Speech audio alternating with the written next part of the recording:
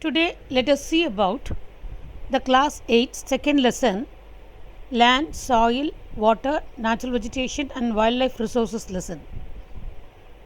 In this first module, we will see only about the land resource. In the first lesson, we have seen about the different types of resources, under which the three broad classifications we have seen: natural resource, human made resource, and human resources. But among those three, in the natural resource, the very important resource is the land resource, which we are going to see in this part of the lesson. The total land area on this earth accounts to about 30%.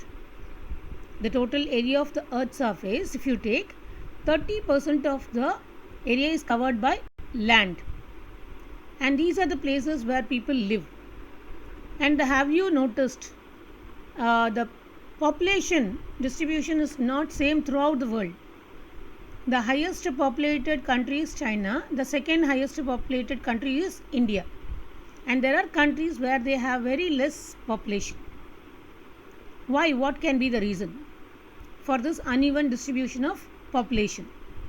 Mainly it's because of the land and climate. The rugged topography, that is the ups and downs. There are plains, plateaus, and mountain areas. The steep slopes of the mountains. Low-lying areas are susceptible to water logging during the floods. Desert areas where there is not enough water. Thick forested areas are normally sparsely populated, that is having very low population, because here the people cannot live. But on the other hand, if you see, the plains, the river valleys are highly suitable for agriculture. Hence, these areas are densely populated areas of the world. Let us now see about the land use. What is meant by land use? Land is used for different purposes such as agriculture, forestry, mining, building houses, roads, industries. We have seen a very different use of the land on this earth. This is commonly termed as a land use. How we are using the land, for what purpose we are using the land. The use of land is determined by physical factors such as topography, the land, soil, climate, minerals, and availability of water. Human factors such as population and technology are also important determinants of land use pattern. Do you know 90% of the world population occupies only the 30% of the land area? The remaining 70% of the land is either sparsely populated or uninhabited. What is the meaning? Already we are having only 30% of the land on this earth surface. In that 30%, if you take it as 100, 90% of the people are living within 30% of the land available. The remaining 70% of the land is there, which is uninhabited, maybe due to the climatic condition or the terrain. It's not suitable for the people to live in.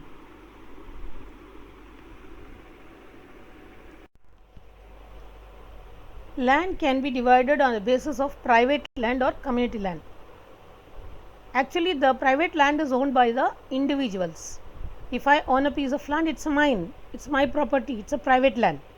Whereas community land is owned by the community for common uses, like for example, if you have a playground, if you have a worshipping place, if you have a school, if you have a park, okay, or a burial ground, all these becomes a community owned land. It's a common property resource. Okay, this community lands are also called as common property resources, which cannot be used by one single person, they cannot say that belongs to me. It's as a society it belongs to them. Okay, so that is called as common property resources. Let us now see about the land use which changes over the time. People and the demand are ever growing, but the land is limited. So, according to the demands, the needs, the land use will change. And you could have seen the quality of the land also differs from place to place. It is not the same throughout. So, what the people do is they start encroaching the common land areas and they start building commercial areas, housing complexes in the urban areas, in the lake areas also. Actually, it's a lake area. When you construct a residential area or a commercial area there, suddenly if there is a flood, definitely that area will be having a waterlogging, isn't it?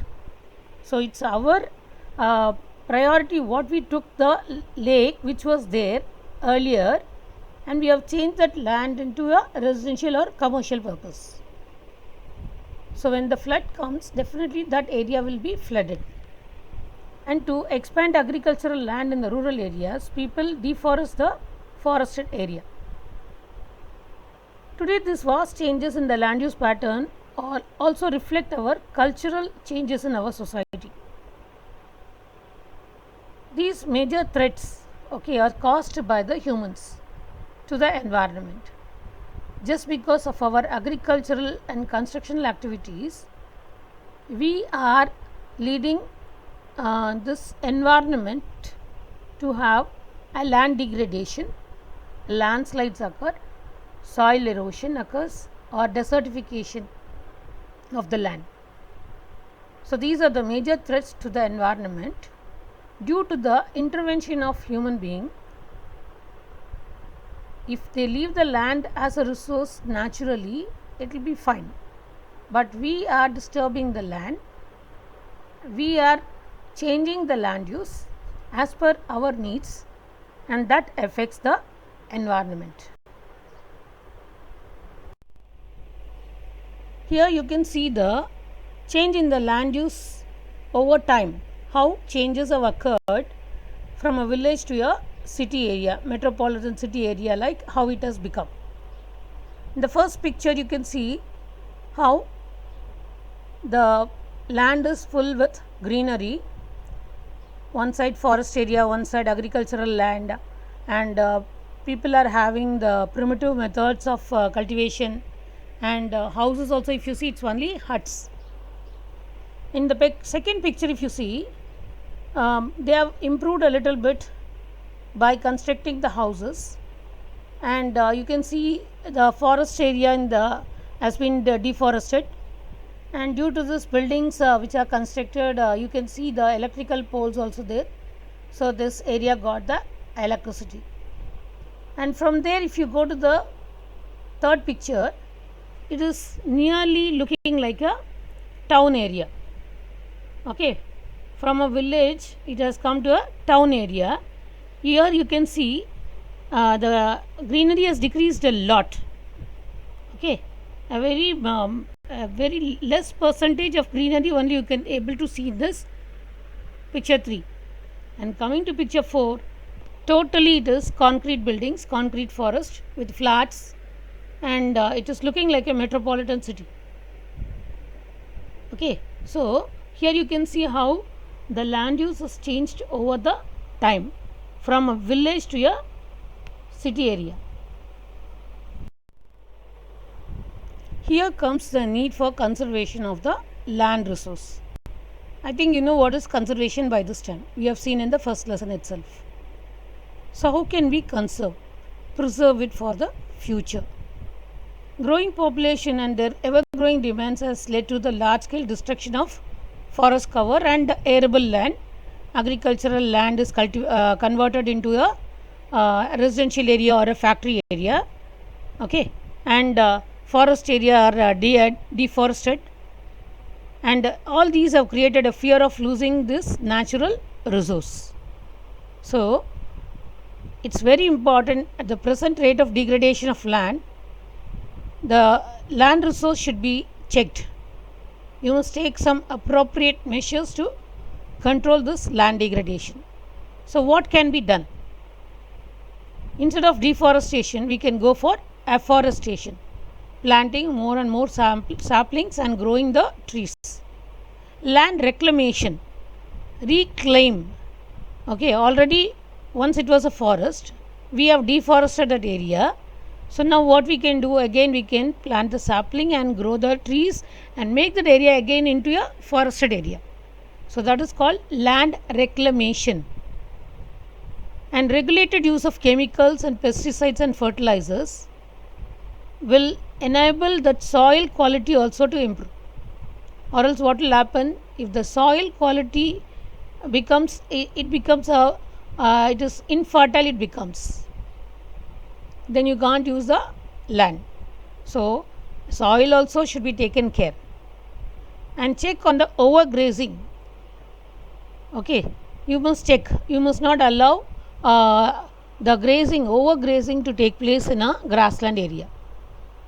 So have a proper management of grazing, make a correct way how to send the cattle for grazing in different days in different areas, so that it will regrow, the grasses will regrow. So that is called checks on the grazing, means proper management of grazing. If you do all these methods, we can to some extent conserve the land resources. One of the major threats in the hilly areas or mountain areas are landslides. What are landslides? Landslides are the mass movement of the rock debris or the earth down a slopey area. They often take place in the conjunction with earthquakes, floods and volcanoes. Means whenever there is an earthquake occurs in the hilly areas, landslides can occur, or during the heavy rainfall, floods can occur, and because of these floods which flow down the slopey area, the landslides may occur, and also due to the volcanic eruptions. A prolonged spell of rain can cause heavy landslide that can block the flow of river for quite some time. The formation of river blocks can cause havoc to the settlements downstream on its bursting. In the hilly terrain, landslides have been a major and widely spread natural disaster that often strike life and property and occupy a position of major concern.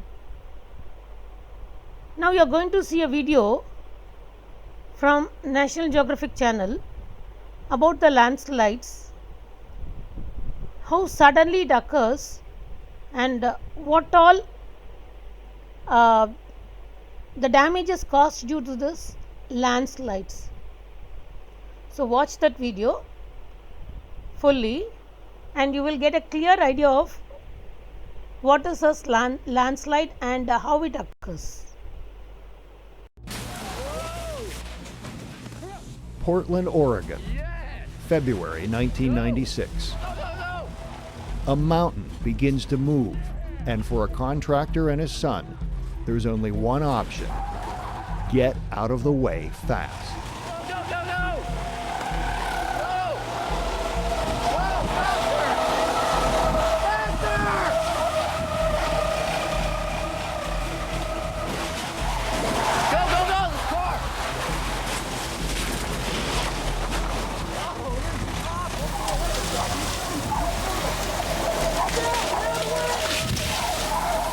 Oh my God!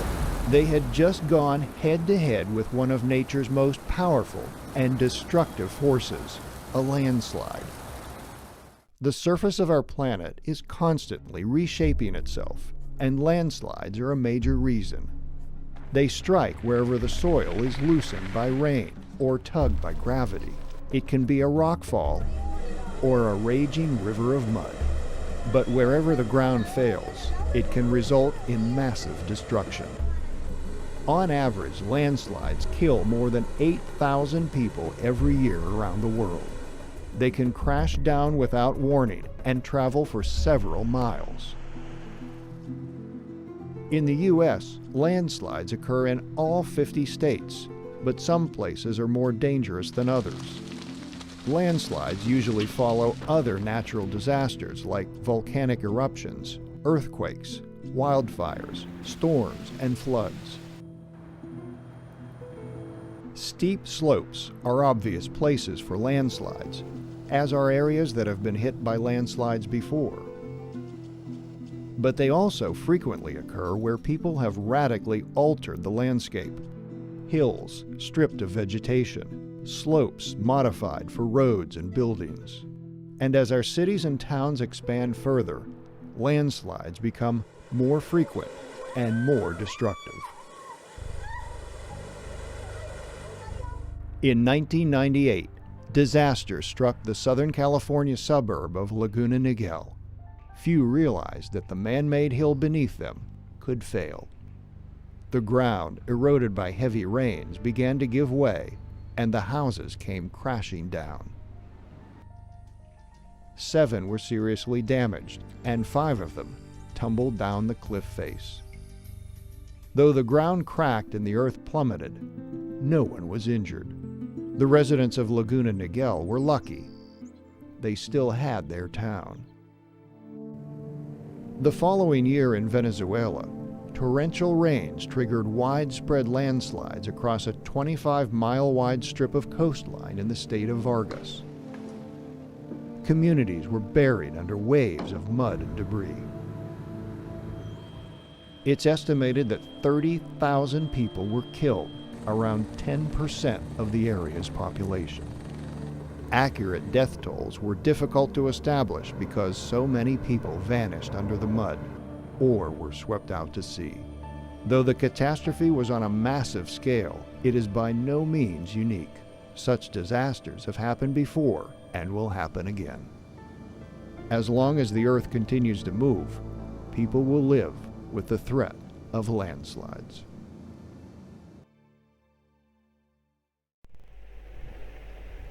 So you have seen how devastating that landslides were. So what mitigation techniques we can take over? Mitigation means what? What precautionary measures we can take? How can we protect ourselves from this type of landslides? The following are given. Hazard mapping to locate the landslide prone area should be made. So wherever there is a landslide may occur, a vulnerability is there which may get affected. That areas, nobody should be allowed to build any settlements. Those areas should be avoided so that loss of human life will not be there. First. Second one, construction of retention wall to stop land from slipping down. Here you can see in the picture what is given, how a retention wall is constructed along the slope so that the land with the soil which is sliding, okay, the landslide when it occurs, it will not come down to the road area, okay, it will not affect the people. Increase in the vegetation cover is an effective way to arrest landslide. Why? When you grow more and more trees in the slopey areas, the more the trees are growing taller and taller, the roots are going deeper and deeper and they hold that soil together tight. Only the loose soil will have the tendency of slipping down. But if the roots are holding the soil, then the landslides will not occur. So it's better to increase the vegetation cover in the hilly areas. Last but not the least, the surface drainage control works are implemented to control the movement of landslides along with the rainwater and spring flows. So you should plan in that areas how to let out this excess water out. That way that surface runoff, the excess water which comes down the slope can be controlled and that can protect us from having the landslides.